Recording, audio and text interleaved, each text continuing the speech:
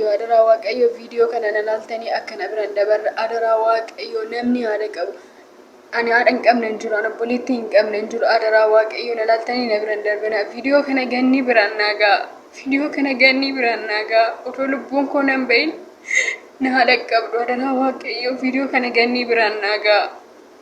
Ani jiru Saudi Arabiyaa Jiddan jira. Adaraa kechaan viidiyoo kana ishee biraan naagaa. Oduu namsiin kun nan bahin na haadha qabdu. Erga nukusadhee ciisee torbee lama darbeera. Midhaan hin argadhu, bishaan hin argadhu. Kulaalitii koo na kan adda'uudhaaf. Adaraa Waaqayyo ishee biraan naagaa.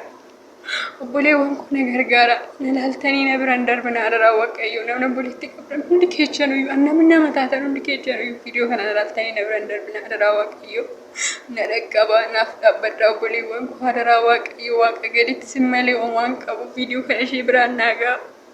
Adaraa Waaqayyo ani du'uu fanan dhibee irratti tacammarii beela na ajjeesuudhaaf birriin kiyyarreedhaan kennamne. Adaraa Waaqayyo viidiyoo kana ishee biraan naagaa. Na ilaaltanii na biraan darbina. Adaraa keechaan sinoon naan dhaabbatin omtuyyuu naan dhaabbatu bakka. Adaraa ani du'uu fanan lubbuu kiyyaan na dhaqqaba. Biiroo na fudhatanii turanii warri biiroo na mana caccaqaniit akka namaatuttuu yoo na laalle safana deebii galinaan jedhanii na deebisanii galan. Nu jajaaguutti erta nun tamalakka nun galchunaan jedhanii na deebisan. Jarri immoo gara biyya kootii na erga jennan birrii keenya fidiiti isa booddee si ergina naan jedhan. Adaraa Waaqayyo viidiyoo kana ganni biraan naagaa. Viidiyoo kana ishee biraan naagaa. Adaraa Waaqayyo namni obboleettii qabdan hundi keechaan iyyuu na biraan darbina. Adaraa Waaqayyo, Adaraa Waaqayyo barri natti qollafamee tan jira. Ibsaa kanaayyuu ammaan ibsachuu danda'e. Isa waan mana keessa jirre kana Adaraa Waaqayyo na dhaqqaba. Obboleewwan koo na dhaqqaba. Adaraa Waaqayyo na ilaaltanii na biraan darbina na dhaqqaba. Adaraa keechaan. Yaa ijoollee koo kan na mudate kun isin hin mudatin. Akka Itoophiyaatti sa'aatii 11 gara galgalaa jechuudha. Akka asitti sa'aatii 5 kan na quunname kun isin hin quunnamin ijoo. Rabbii wanna na baase qabaan. Geeta'ee wanna na baase qaba. Maaramii wanna na baase qabdi gaafa darbe malee naasa'u.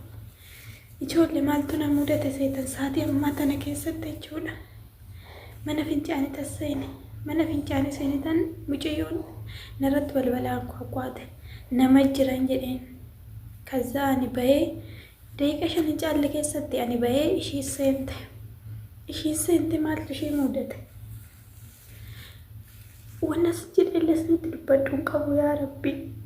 Yaa Waaqayyo na baaseera garuu Rabbii wanna na baaseef qaba waan ta'eef. Waaqayyo fatanaa kana keessa waan na baaseef qaba waan ta'eef. Isaaf ammaaf hooma galata galchuu hin danda'u. Hooma jechuu waan hin dandeenyeef. Inna mucaan ani baanan mucayyoon jechuudha ani baanan mana fincaanii seente. Mana fincaanii seente maaltu ishee mudate? Boofati ishee qabe ijoo. Boofati ishee qabe. Dhugaa Waaqa naaman dhiisuu dandeechanii isaatii ammaan kanallee naasu keessa hin jira wanta sin garramu keessa. Mucaa boofni ishee qabee iyyite mucaan. Ani kanan jiru kushinaadhaa haati kifilii jirati. Inni iyyite mucaan inni iyyite. Aandi duraa takka dhaan irratti banee dhaqee ana balbala. Yoo irratti banu bichaa Waaqayyoon na baaseera. Mikaa'elli abdaadhaan Itoophiyaa na baasee wanta na baaseef isatu qaba waan ta'eef. Qiddisti Arseeman na baasteerti. Mikaa'elli Sillaasee sadeen na baasee waan na baaseef isatu beeka. Rabbii galata galchee hin danda'u waan ta'eef. Ammattuma dubbachuu hin danda'u.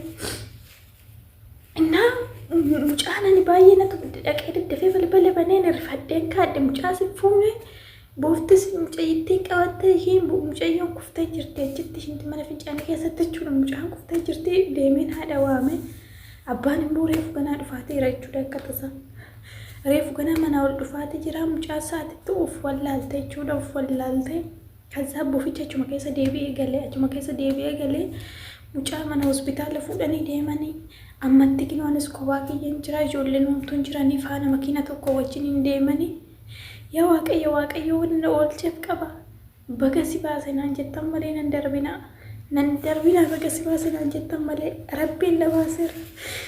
Sillaaseen na baaseera biyya ormaa keessatti osoo kuni na mudate akkaman ta'a sila akkaman ta'a Rabbiin na baaseera. Baga si baase naan jedha.